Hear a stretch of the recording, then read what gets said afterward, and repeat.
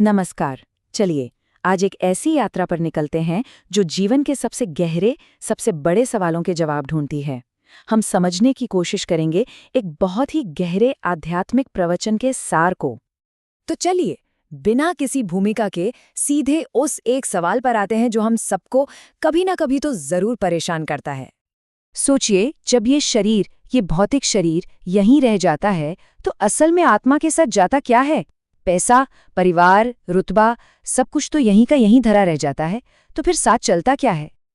तो देखिए, इसका जवाब बिल्कुल साफ है।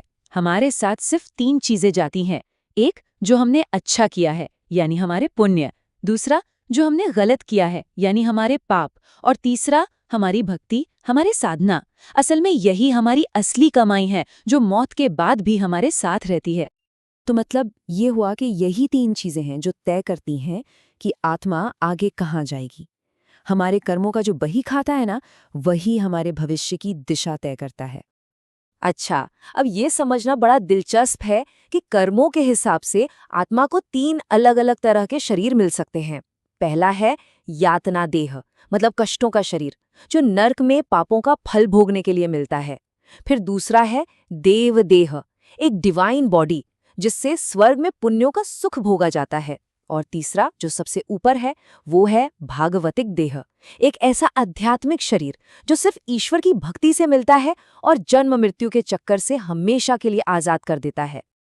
तो जाहिर है, इन दोनों रास्तों में जमीन आसमान का फर्क है। एक तरफ नर्क है, जहां यातना देह को बस अंतहीन कष्ट झेलना है, वो भी बिना मरे। और दूसरी तरफ स्वर्ग है, जहां देव देह से सुख तो मिलता है, पर ये परमानेंट नहीं है। जैसे ही आपके पुण्य कर्मों का बैलेंस खत्म होता है, आत्मा को वापस धरती पर जन्म लेना पड़ता है। तो सवाल ये उठता है कि अगर कर्म ही सब कुछ तय करता है, तो क्या हमारे हाथ में कुछ है? जी हाँ, बिल्कुल है। ये प्रवचन हमें एक रास्ता भी दिखाता है, जिससे इस यात्रा को बेहतर बनाया जा सकता है, जिससे कर्म के इस चक्र को बदला जा सकता है। और इस रास्ते के 2 बहुत ही मजबूत स्तंभ हैं, 2 पिलर्स। पहला है एक सच्चा गुरु और दूसरा है ईश्वर के नाम का निरंतर जाप। अब देखिए, गुरु से जुड़ने का मतलब सिर्फ बातें सुनना नहीं होता, ये एक पूरी प्रक्रिया है। सबसे पहला कदम है अहंकार का समर्पण, मतलब अपने ज्ञान का, अपने पैसे का, अपने पद का सारा घमंड गुरु के चरणों में रख देना। फिर आता है आज्ञा का पालन, यानी गुरु के हर निर्देश पर पूरा भरोसा करना। और जब यह समर्पण होता है, तभी कृपा की प्राप्ति होती है और आध्यात्मिक ज्ञान के दरवाजे खुलते हैं। तो गुरु के मार्गदर्शन के बाद जो दूसरा सबसे जरूरी स्तंभ है, वो है नाम जप। और इसे मुक्ति का सबसे आसान लेकिन सबसे शक्तिशाली रास्ता बताया गया है। और इस पे बहुत जोर दिया गया है कि इस नाम को बार बार जपने से होता क्या है। मन साफ होता है, पुराने पाप कटते हैं और एक तरह का कह लीजिए कि डिवाइन प्रोटेक्शन मिलता है। और सबसे अच्छी बात यह है कि मन लगे या ना लगे, ये अपना काम करता ही रहता है और आपको आगे बढ़ाता है।